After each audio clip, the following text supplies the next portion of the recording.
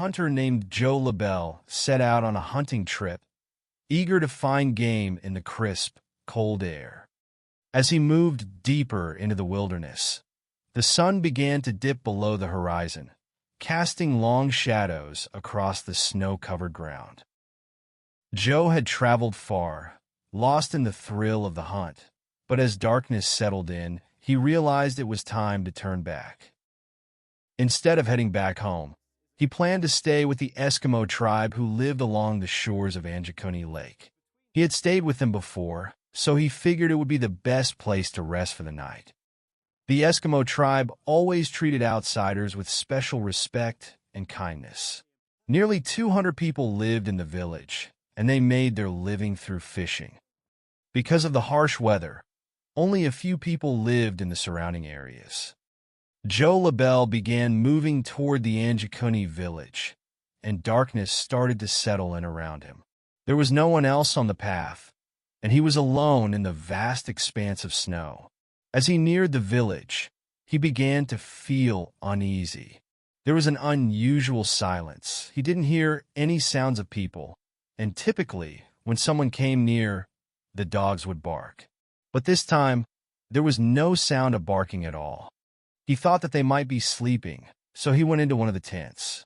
To his shock, there were no people inside.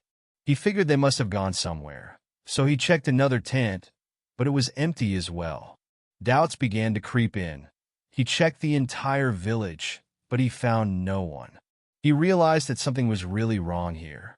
What shocked him was that in some tents, cooking pots were left on the stove, and the food had burned completely. The fires were still burning, and clothes that had been left out to dry were still hanging there. Some women had even left their sewing work unfinished, with needles and fabric lying exactly where they had been. It was as if everyone had suddenly disappeared, leaving everything behind. He noticed that the dogs were still tied to their ropes, but all of them had died. This raised even more doubts in his mind, because if the villagers had gone anywhere, they would have taken their dogs with them. Yet here the dogs were dead and abandoned. As Joe continued to walk around the village, he spotted a large hole dug in the ground. At that moment, he became certain that something truly abnormal had happened here. He became very frightened and quickly left the village. Without wasting time, he informed the Royal Canadian Mounted Police, telling them everything he had seen. When the police arrived and saw the scene for themselves, they were just as shocked as he was.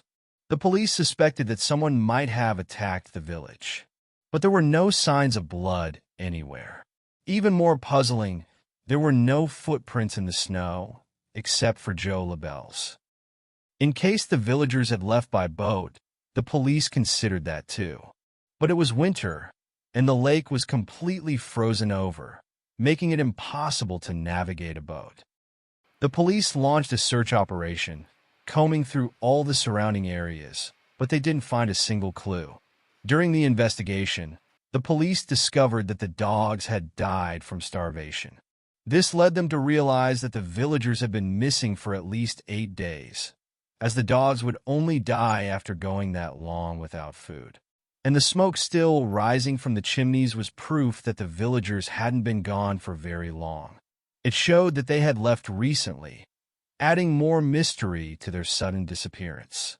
Some people speculated that it might have been the work of aliens, because one of the hunters and his son claimed to have seen strange flying objects over Anjikuni village multiple times. However, this theory didn't hold, as there was no evidence to support it. Others believed there might have been a powerful negative energy involved, but even that theory couldn't be proven. Despite all efforts, no answers were ever found, leaving the strange disappearance unsolved. The incident at Anjikuni Lake remains a mystery to this day. Hope you guys enjoyed the video. Don't forget to like and subscribe.